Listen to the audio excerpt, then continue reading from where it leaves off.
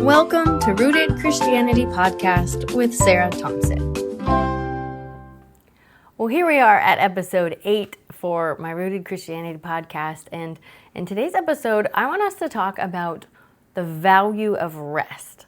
And if you are anything like me, growing up, I was convinced and determined I could not waste time, that I had to pack everything in, I had to do all that I could do, and I had to go.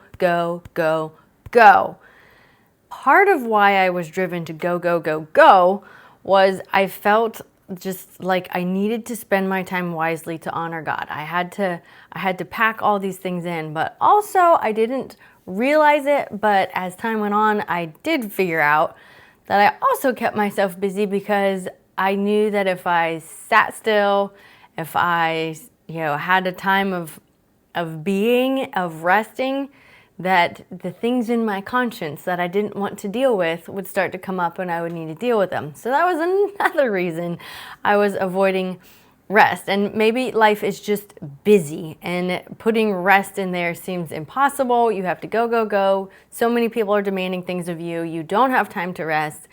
And so you just don't. But I came to a point where I was listening to different teachings about rest and I was like, okay, one of the 10 commandments is to honor the Sabbath. And I was like, nobody does this, and it's one of the 10 commandments. Like, we know it's wrong to steal and cheat and have a different God other than God and the other 10 commandments, but this one is like, oh, it's optional. And probably part of that is because Jesus made that comment in the New Testament. He said, hey, when the Pharisees were all like, oh, you can't do anything, work on the Sabbath. And Jesus is like, hey, the Sabbath was made for man, not man for the Sabbath. Meaning, hey, the Sabbath was given to you to help you, not control you and lord over you. So I think that probably breaks some of our thinking that it's very important. But in my go, I wore myself out, especially through college. I was like burning both ends of the candle and exhausted and sleeping through my classes. So I wish I had known the value of rest when I was younger. But thankfully I know it now, and I want to share with you 3 areas that I feel like we need to rest in order to have the best quality of life. And while I do believe God wants us to honor him with our time and with how we do things and what we do, I believe rest is a part of honoring that and taking care of our bodies. It's interesting that he created us so that we need sleep and that we need to rest. Like, we have to stop. He did not create us to go 24/7. He didn't. So figuring out how he created us and what our bodies need so that we can take care of ourselves and be our optimum, I think is important and wise. And I want to be my optimum. So here's 3 areas that I kind of did a test on. As like, okay, let me see if this rest makes a difference. And a small area is just like a break through the day. I would sit down, maybe when I had younger kids, everyone would be down for a nap, and I finally had some downtime. And I would sit and scroll on my phone because it was entertaining, it gave those dopamine hits. But after a while, I realized I feel like I'm more cranky after I've sat and scrolled on my phone. So let me do a test. And for about a week probably, I would, after putting all the kids down for a nap, in this season I was also babysitting, so I had more than just my kids. But when everyone was resting, I would sit down and notice how I felt after scrolling on my phone for 15 to 30 minutes, not a long rest time. And then for about a week, I sat down and was like, I'm going to read a book. And after 15 to 30 minutes, however long I decided to sit there, I noticed how I felt. And it was like, my mind feels more rested and my body felt more rested, and I felt like I was ready to go on with the day. Whereas with the screen, I felt kind of more brain tired. I felt a little more irritable.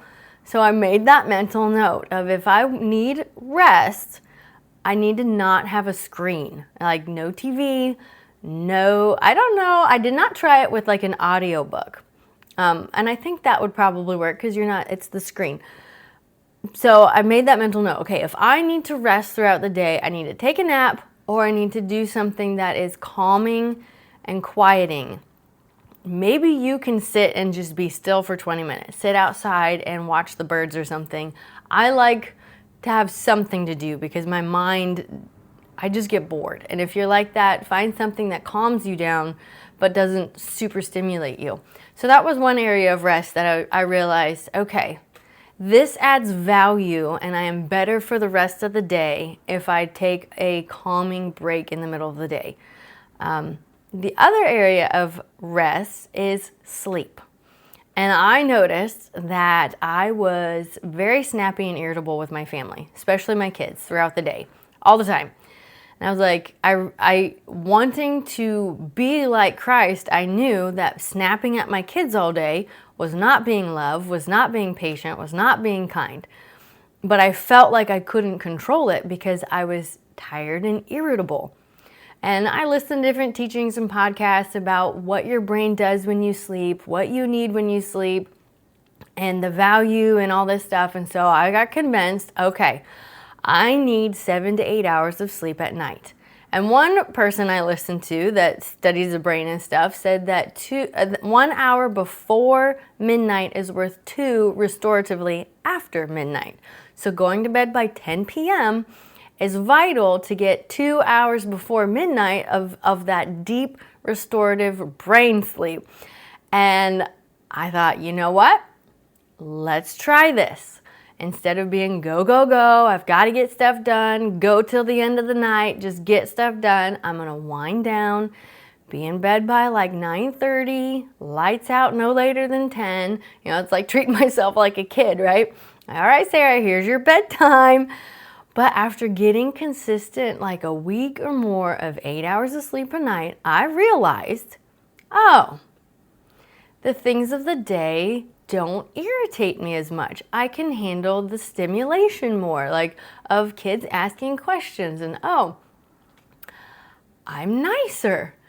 And connecting those dots is like, okay, if my goal as a Christian is to live like Christ and to get to the end hearing, well done, good and faithful servant, then how I treat people is important. And if I'm not rested, I'm not treating people well, then I need to change something.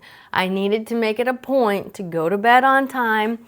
And then my body just wakes up on time at a certain time. You know, you get in that rhythm and your body likes that. Our bodies are created to have that rhythm. We go to bed at the same time, we wake up at the same time, go to bed at the same time. It sounds so boring, especially for creative people that want to live by the moment and just do this and that. And I'm not saying every night I'm in bed by 9:30, but in general, that's my rule. Is not rule because I don't want it to be for myself and probably for you. I don't want it to be this hard thing that's impossible to move and causes stress because that doesn't help with rest. But just this understanding of this is what my body needs. So I will try to organize my life so that I can wind down 8:30, 9 o'clock. We're winding down. I can get to bed, talk to my kids, talk to my husband, read a little bit of a book, although I have to be careful. I get sucked in and then I don't go to sleep till like 1 a.m. because I get sucked into the book and have to finish it. So that one I have to be careful with. But anyway, winding down to try to get to bed and asleep by 10 so that I can get a solid 8 hours. Obviously, if you have to wake up early, you might have to be in bed before 10. But the difference I noticed was very obvious. And it was like, okay, I see the value of getting good sleep. I see the value of getting a good little rest moment during the day so that I can be at my optimum. The third area of rest is the Sabbath. Like I talked about one of the 10 commandments. And for the longest time, I was like, I'm not wasting an entire day doing nothing. Like I just can't do it. So I finally decided that, okay, Sundays we go to church in the morning and then the afternoon I will rest. Like that was my compromise of, okay, I can do a half a day. But also I think being at church, even though I volunteer and do different things at church, it is a sort of rest because, at our church, we worship to enter into the presence of the Lord, and our pastor preaches sermons to inspire, but also dig up the junk, and challenge us. And then we have an altar time where you can encounter the Lord and just rest in His presence and His sweet peace.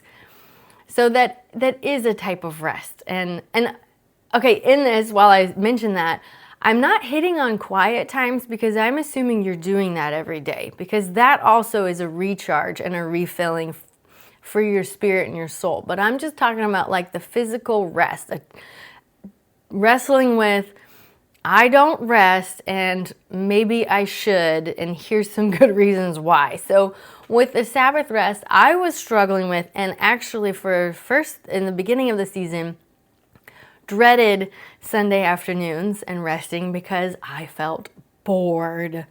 I was like, this is boring to do nothing because I am go, go, go, stimulate, stimulate, stimulate, keep going, keep going. I need to keep that adrenaline going. But that wore me out. I recognized that if I didn't take a Sabbath rest, and for me it was Sunday, I think you can pick the day that works for your schedule. I do not think you have to set one day. In the New Testament, one of the apostles, I think it was probably Paul because he wrote most of the New Testament, said, don't judge each other on which day you pick for your Sabbath. Like, pick your Sabbath and go with your convictions and don't judge each other. So pick your day. But anyway, so at first Sabbath, taking a day of rest was boring and I dreaded it and it was hard. But I began to, figure out what is restful for me. Often on Sundays, I take a nap. I'm just tired from the week. Even though I try to get my 7 to 8 hours a night, I don't always, or maybe a week has been extra stressful, a lot more weighing on me, or things to navigate, or stuff with the family that's not going right that I want to. Anyway, often I take a nap. I have found some books that are a little more light reading that I enjoy, but don't suck me in too bad all the time. And maybe I'll read for a little bit, and maybe our family will take a walk, or we'll play some games. We do still need to eat, so we do still cook some and do dishes, but I won't do projects. I won't tackle my to-do list. Maybe light cleaning or tidying up if it helps me rest, but overall, Sundays have been our day where I don't plan anything, I relax. And I noticed that, I've been flipping furniture and doing different creative projects. I realized that I will hit a wall in creativity if I haven't taken time to rest. And I won't have ideas, I won't have inspiration, I won't care almost. And I realized by taking a day of the week and resting, that it would recharge me. And I'd be ready for Monday. I'd be ready to be creative again, to get my brain going. And some weeks that doesn't happen because just life is busy. Things have to happen and there's not a time of rest. And I've noticed that I was like, oh, Monday. Okay, here we go. So noticing things like that helps me personally see the value of rest, so that I could counter that inside of me that was like, there's no value in rest. It's a waste of time to rest. Like, we have things to do. We've got to be productive. It's like, no. I'm actually a better person and more productive when I rest regularly. So getting a good night's sleep, maybe throughout the day, I might need to take a little bit of time to rest. I'm definitely doing my time with the Lord most mornings of the week. Studies show that if you have quiet times, read the Bible 4 or more days a week, it drastically changes your mental outlook on life, your joy. Like, it is a huge game changer. So definitely having that in there, but that's kind of a different topic than this podcast. But and then having that Sabbath day rest of a day where you let go of your responsibilities and do restful things. And it is interesting, the commandment is to honor the Lord in the Sabbath. So I think I'm still working on how that looks for me, of making sure that what I am doing honors Him. It's funny, I read the Little House on the Prairie series a while back as an adult because I never read them as a kid. But some of the families, the way they treated Sundays was you could sit and do nothing, or you could read the Bible. And like a part of me like died inside. Like, there's no way I could do that. That sounds like torture. And maybe that's honoring God. I don't know, but I'm like, I obviously reading the Bible is, and I think there probably is more to be learned in digging into getting our rest from the Lord and from His Word, and resting in Him, and maybe putting some worship songs on and stuff. And that's something you can look at incorporating in your day of rest.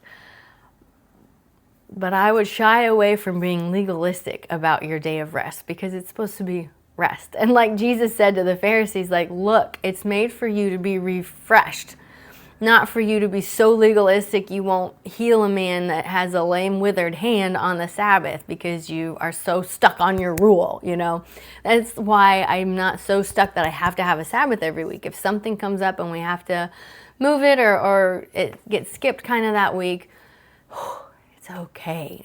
Let's try again next week, and let's, with the heart of I'm going to honor the Lord with how I spend my time. Now, I had hit on that maybe you don't rest because there's stuff inside of you don't want to come up. And that was part of my issue back in college. And in the previous podcast, you can kind of have an understanding of some of the that I didn't want to deal with feeling promptings and altar calls and things like that. But I stayed busy to avoid dealing with those things. But I obviously have come to a point where I needed to deal with them. So I want to encourage you, if you're avoiding things, some things that the Lord wants to deal with could be very hard. For me, it was emotionally hard, but as far as life change, not too bad. So I recognize some people, maybe you have come to Christ and you've already set your life up and you have life patterns that are really not aligning with the Word of God.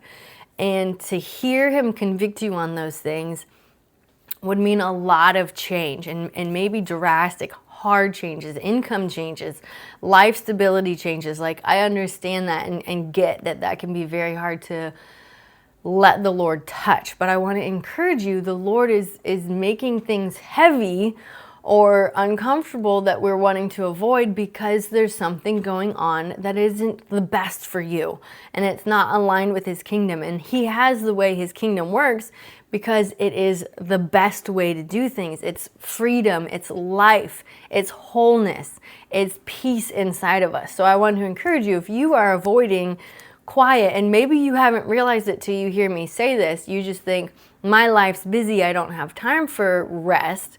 But maybe deep down inside you won't make time for rest because you know the Lord wants to work on some things and you're not willing to go there. So this is your challenge, to go there. And I feel like I say this in every podcast. Like I just said the last one, this is what I say every time. But this is what we do, okay? We're always working on how our relationship is with the Lord, how we're relating to other people, how we're relating to the Word of God. Are we following it or are we not following it? So if you're avoiding hearing from the Lord to work on some things, go there. It could hurt. You might cry a lot. It could mean a life change. It could mean a lot of change. But if you take one step at a time, the Lord will direct you. He will encourage you. He will help you, and you will be able to make the changes you need. So I want to encourage you to go there. So to just wrap everything up, our takeaway here is whatever your area you're not resting in, it could be all of them, maybe just one of them. I want to encourage you to test it yourself.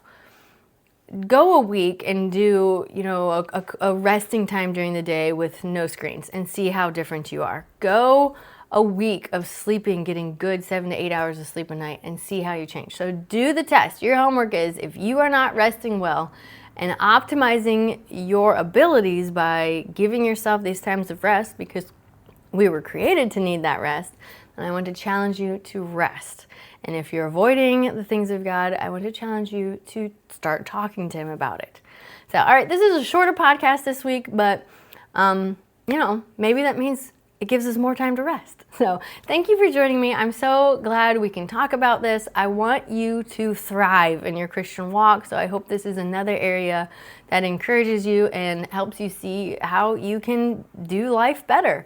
And please leave comments or questions if you have them. I'd love to interact with you. So thank you for joining me today, and I will catch you in the next podcast.